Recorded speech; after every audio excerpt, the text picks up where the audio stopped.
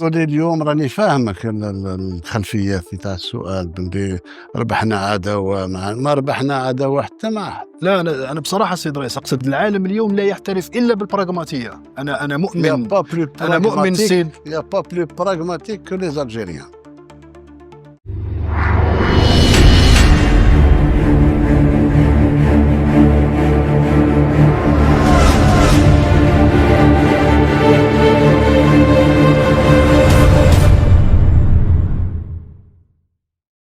تحية طيبة.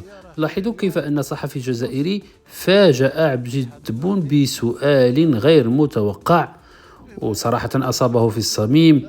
وتبون كعادته يبدأ كيدخل يخرج في الهضرة من بعد ما استعرض تبون ديك الأسطوانة المشروخة المعهودة اللي تعودنا نسمعوها من نظام دولة العسكر. 55 دولة في العالم تعترف بالبوليزاريو إلخ.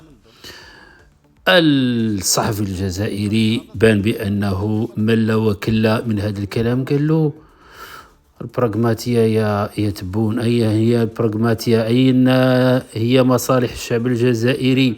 أشنو استفدنا من دعمنا لبوليزاريو وخسارة الملايير من الدولارات على قضية فاشلة، وأثبتت الأحداث اليوم بأنها فاشلة. والاعتراف الأمريكي الأخير الذي جدده تبون عن طريق ذكر رسالة التهنئة بمناسبة عيد العرش العاهل المغربي محمد السادس حفظه الله. شوفوا واستمعوا كيف أن تبون كيعتبر الجزائر في هذه الوضعية بأنها الدولة الأكثر براغماتية في العالم.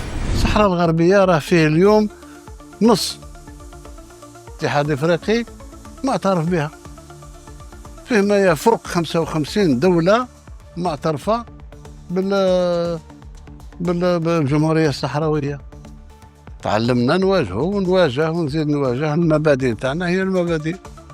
تبغي تظلم واحد قدامي نقول لك خطيك من الظلم، تقول لي يستاهل وراك غلط نقول له انا قدامي ما تظلموش، اللي تكون انت وياه دبر راسك انت وياه. هذا هو امور مبدئيه ما نقدرش.